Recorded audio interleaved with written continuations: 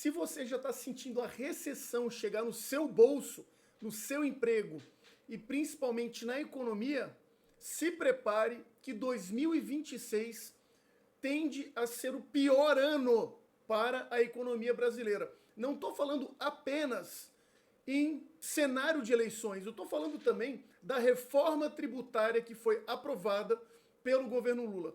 Quero explicar para vocês como que essa reforma vai afetar o meu setor e também vai impactar toda a cadeia logística. Você já sabe logo após a nossa amada e querida vinheta. Vamos embora!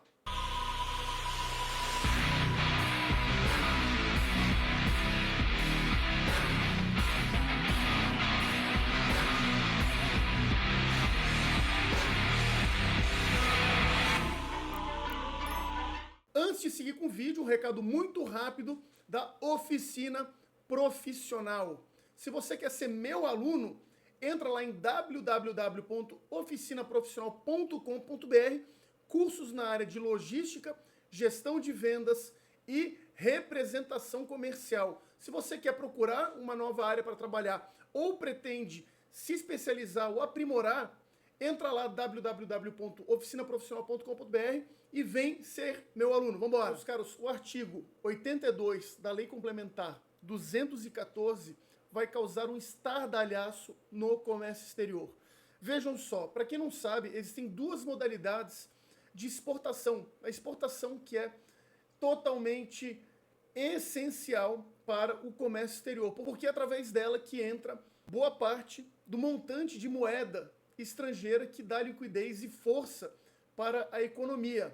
Ou seja, quando o comércio exterior, quando a exportação ela vai mal, isso é um sinal de que a economia ela acaba tendo um problema geral. Então, por conta de todo esse cenário montado com a nova reforma tributária, vejam vocês, o comércio exterior ele vai sofrer alguns ajustes, não para as empresas grandes que já exportam em volume, vai entrar principalmente para as empresas pequenas.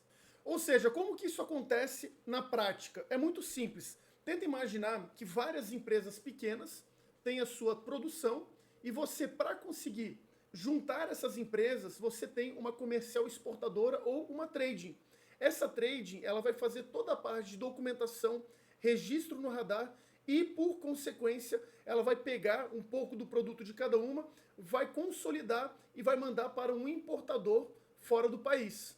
A grande questão é que com essa nova reforma tributária, nós teremos um impacto severo nas operações dessas empresas, dessas comerciais exportadoras e dessas trades.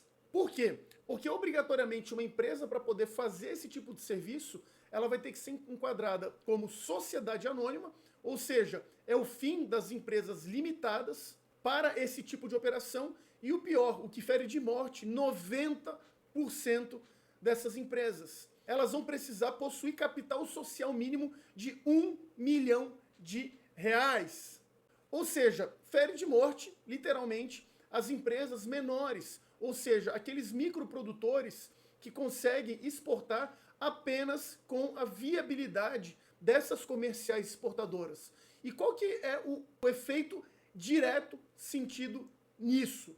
Porque na teoria é o capital social de R$1 milhão. Só que na prática a empresa vai precisar ter um patrimônio líquido de R$1 milhão. E o pior é que essas barreiras ainda podem ser mais agravadas pelo próprio IPCA. No entanto, a própria Receita Federal ela pode criar mecanismos de facilitação para essas comerciais exportadoras, criando níveis, cenários diferenciados. Mas do que se observa, do que se vê que vai acontecer no mercado, não existe nenhuma análise ainda específica sobre essas pequenas e médias empresas. Por quê? Porque tudo vai indicar que o impacto a ser considerado no setor ele vai ser sentido a médio e longo prazo. No começo das operações, as empresas vão continuar trabalhando normalmente. No entanto, quando começar a vigorar de fato a lei, essas empresas ou se enquadram dentro dessa nova regulação tributária ou simplesmente irão desaparecer. Isso significa que do montante de empresas comerciais exportadoras, apenas 683 possuem todo tipo de condição para continuar operando. Aí eu pergunto, essas empresas elas vão continuar beneficiando pequenos e médios ou vão beneficiar empresas maiores, empresas grandes? Por uma questão óbvia, e nós sabemos que o governo Lula trabalha basicamente com campeões nacionais, como JBS, Grendene, outras grandes marcas, nós sabemos que infelizmente isso irá afetar os pequenos produtores, que conseguem manter as suas contas em dia por conta de algum volume considerável de exportação. E por que isso vai ser sentido a médio e longo prazo? Porque hoje, esse próprio cenário tributário, com ISS, ICMS, PIS, COFINS e todo esse sistema IBS e CBS, ele vai ser trabalhado simultaneamente até 2033 para poder fazer uma mudança em todo o setor. O governo tem criado programas recentes, tem tentado fazer algumas meia-culpas para poder tirar os pequenos, como, por exemplo, o próprio programa Exportação 3.0, que é o chamado Acredita Exportação, onde se criam linhas de crédito para exportadoras. No entanto, o valor destinado ele é irrisório para que essas empresas consigam pegar o empréstimo, tomar o empréstimo e continuar suas operações. Por óbvio, o governo vai acabar aliviando para empresas agrícolas, vai colocar barreiras apenas em setores industriais, mas nós sabemos que a indústria ela emprega muito mais e, inclusive, os impactos são muito mais sentidos em espaços urbanos. Então, por consequência, quebrando a indústria, aumenta-se a concentração de pobreza em grandes centros.